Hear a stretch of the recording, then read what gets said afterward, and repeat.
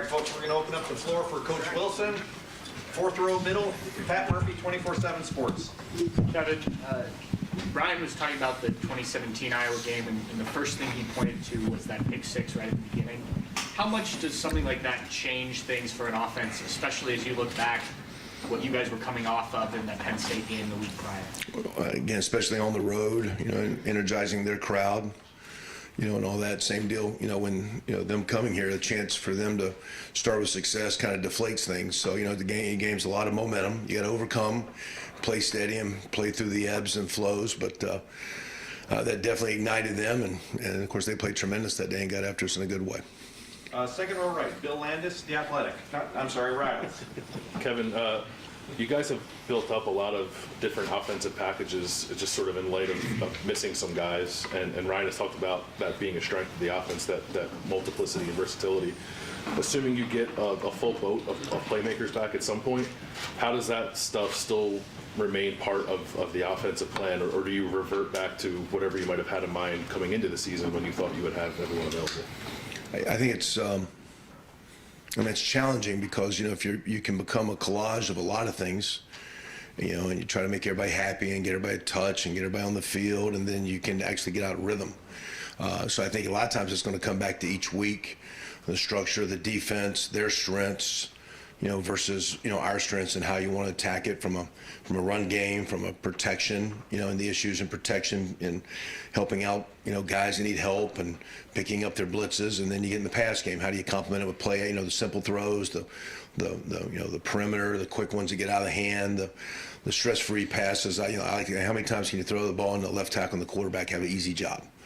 And so how many times can you stress-free throw, and then you get into the shots you have to make and the conversion. So there's an art to that, there's a knack for that, and I think as coaches we just got to do a great job continuing to have every player embrace it. I think we've done it long enough, and our kids have seen it long enough that you think you're going into a game and something's going to happen.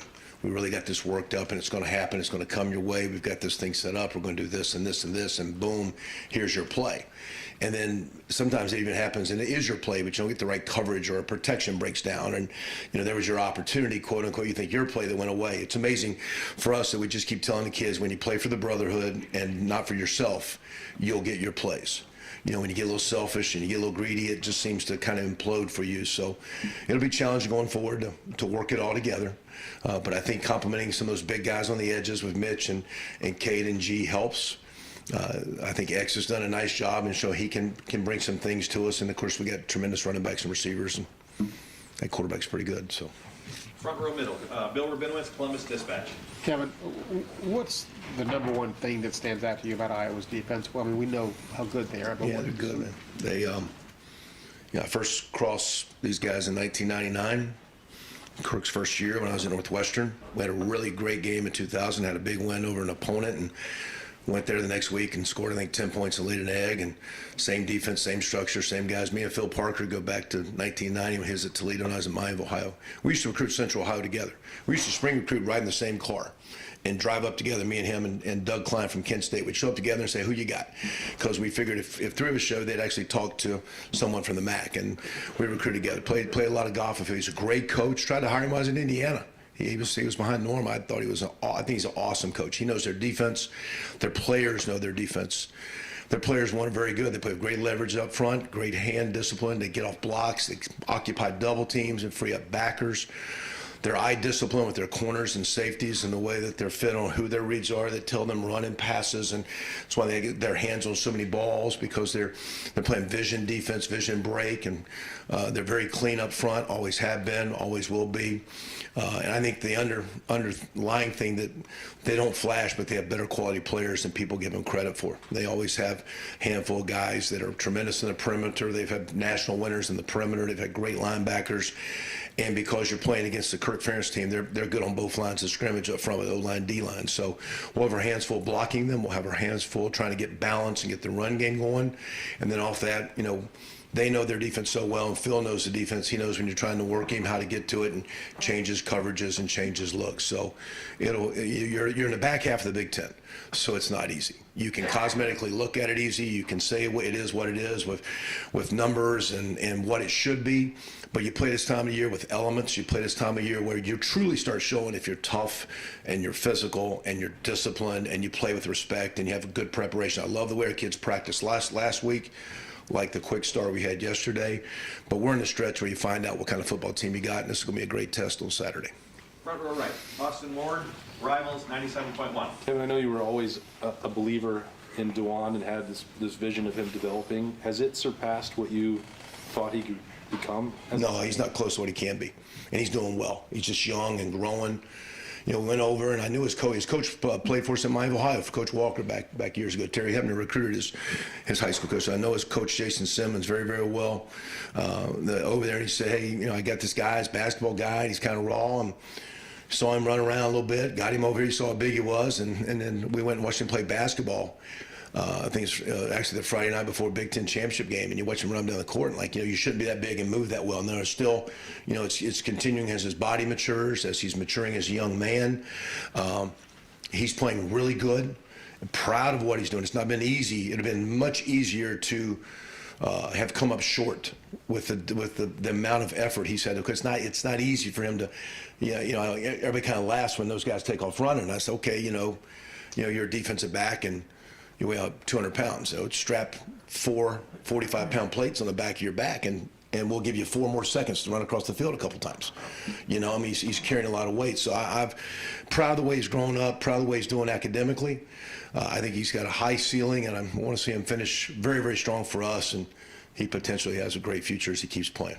Third row left, Dan Hope, 11 Warriors. Kevin, you guys haven't been stopped in the red zone this year, touchdowns on all the 2-year trips down there. Just what do you think have been the keys to success in that area? I think we've ran it better, which would be tough. I think Iowa's allowed 5 touchdowns this year in the red zone when I looked at their numbers.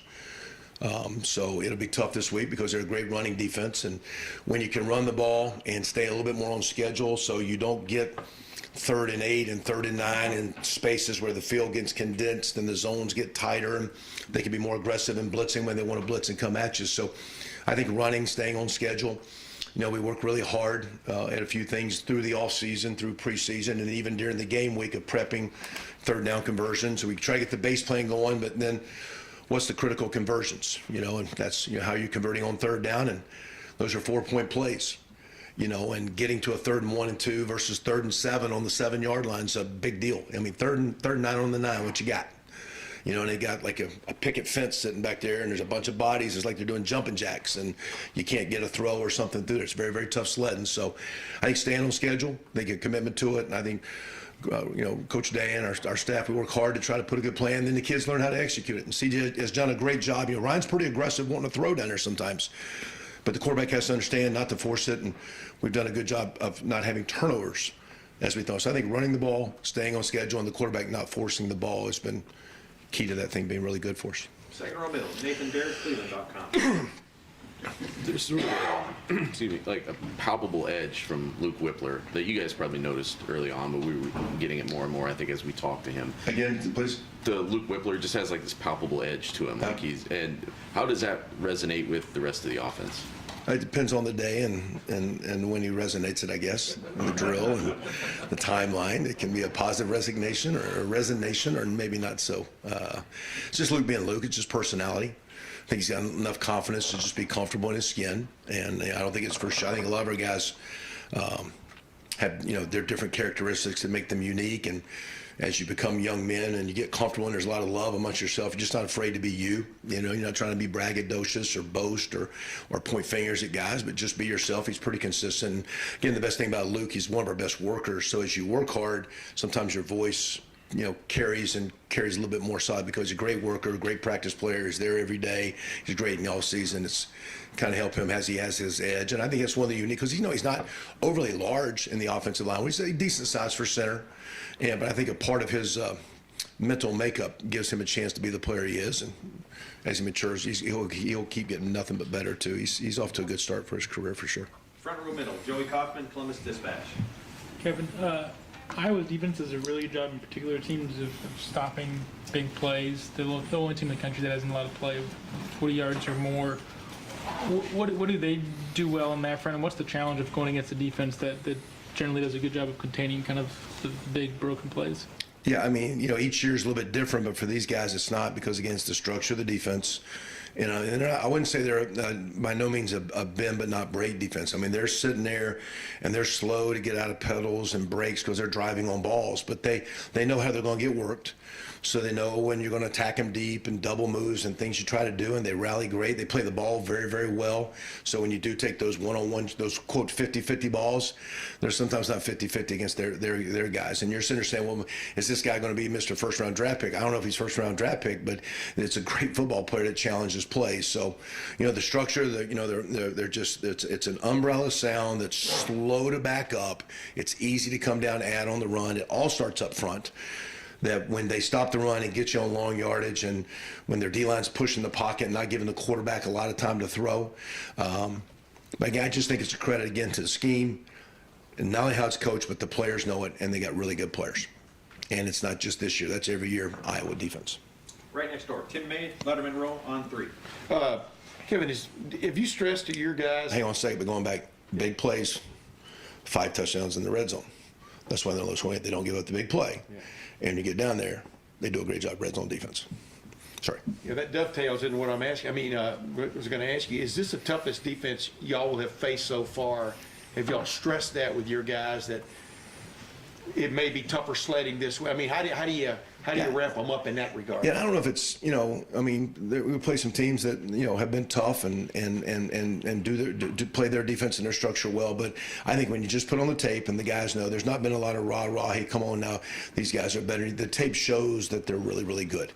And for us to be a really strong offense, when you play the best defenses, you show what you really are.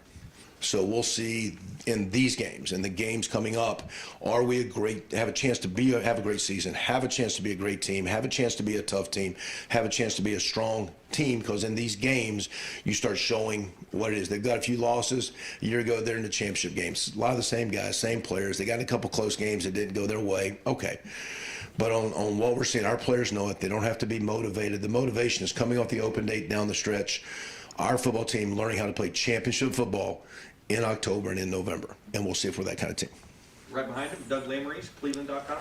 Kevin, you've been doing this a long time, been in a lot of offensive meeting rooms, making game plans. Can you just take us in, when you guys are in it midweek making an offensive game plan and the ideas are all out there, just what's that like? What's this group like collectively coming up with a plan each week? Yeah, I mean, to me, it's always been really, really good since I've been here. I know when I came over, as one of Coach Meyer's charges was to, to get the offensive staff to work together and be collective. So to me, I always started and still do with a lot of questions, a lot of talking. Doesn't mean, and I think we've got guys that, I think probably Ryan and myself probably throw more ideas out that never stick.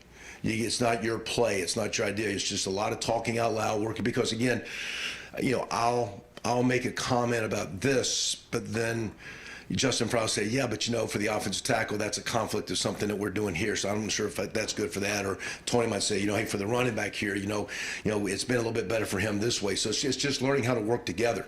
Because at the end, we're no different than the offensive team. We're a team, and our ability to collectively work together, check your ego at the door, and work together. I think, as players and coaches, we all have egos, but we ask the players to check their ego and play for the team. As a coach, check your ego and work for the group, so that we all have a lot of ideas, but we come together. Here's what we're doing, because then your energy is you take it to the meeting room.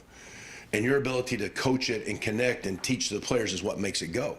So those guys know if you like that play, believe in that player, not just by the way you draw it up and put it on the board, and the way you go through it with the guys. So to me, it's a total deal, and been around a lot of really good crowds, but it's the best thing. We show up every day at 7, and I walk straight in that room and sit right down, and I seldom even make it to my office. So we're in that room the whole time working as a group, and it's one of the best things of the day. And I mean, I love every second being with those guys, and it's a great group of men. And we got some young coaches that do a great job. So we got GAs and guys that are like, hey, you know, so and so. I remember when I worked here, we did it. I mean, it's a lot of interaction, and it's not a one horse show in there. Coach Day leads the parade. He's the grand marshal at the back of that parade. But there's a lot of floats that have a lot of good ideas as we go down that thing there. Got time for a couple more. Adam King, WBNS 10 TV. Obviously, this offense has been dominating all year, able to find the end zone. Doesn't seem like they've missed a beat without JSN. But how much do you guys actually miss having him out there? You guys got like call letters and stuff here, like we're on, like we're on the radio, like, you know, I like the JSN. Okay, Jackson. I got stuck on JSN, so give me the question again. You threw me off. I thought it was your radio station. He gets one question. I'm sorry. Here we go. I'm sorry. How much do you guys miss having Jackson out there? Oh, I miss him because I remember going back. I talked to him. I remember back in bowl prep. I remember spring ball. I had a couple conversations. I just love how hard you practice. Just what he brought from that aspect. He's a great player. Great kid, but he just loves to play ball, and I just miss that because he's a kid that's like, he's just having fun playing ball, and I just miss him out there because he has a natural energy to him. He's a tremendous player, very, very competitive. I feel I know he personally wanted a great year, but the good Lord's got those plans. But our football team will be better when he's kind of doing a fair amount, but getting him back, if we can get him back and get him consistent, we'll be better, not just because he's going to make plays, but just the energy he brings as a practice player. Because one of the better players I've been around, one of the best practice players I've been around, and the really good teams know how to practice. And like I say, I was talking to a scout the other day about how his injury is dragging. I said, he's a great player. He said, Coach, I was here in preseason. He had like 7 touchdown passes one day. And he's a great practice player. So I just look forward to getting him back. Not only make those plays on Saturday, you guys get to see, but I just love what he brings to us on a daily basis. And without forcing it, when it's meant to be, he just brings a lot of great juice and karma to our team. That's awesome. And final question, deep right, Spencer Holbrook, Letterman Row. You guys talk a lot in the preseason about Dallin's progression as a running back, but how big has he been for you guys with Trevion and Mine both missing time, and how big do you think he can be as he continues to progress in the second half of the year? Well, really good, and not just because you guys get a chance when games are called upon, but when we're out there going, a lot of guys that sometimes aren't making some plays you see on Saturday are practicing at a high level that makes our practices go so well. So his ability to play well when you're not saying things on Tuesday, Wednesday, it's just a better vibe to practice. He knows what he's got. He knows who he's got in protection. He's making the read. He's got great ball security. So it's nice to see him as a young guy develop and get game reps. But what we see is a lot of guys like him and some of these guys that are the twos that are playing some but not as much. You see these guys right now start to make that jump and start to become the consistent player, the consistent practice player that you want. And I mean, to me, it's been nice to see him grow, but we'll be out there today in practice, and it might be the fourth play, ones-on-ones, and all of a sudden he's playing tailback and he's making a nice play, and it just creates great chemistry that you don't feel like the offense now has fallen off and we're going against our guys in practice. So it's nice to see him in games. Some of his play has been maybe mop up, but when he's playing good on good, not just he, but a lot of those young guys, Jaden Ballard at receiver, some of those young tight ends that keep coming on, the young offensive line, and the second crowd's getting better. Josh Fryer and those guys playing better against our defenses just makes our team better. So it just leads to great practice, flow of practice, consistent practice. So what you see on some Saturdays, great future.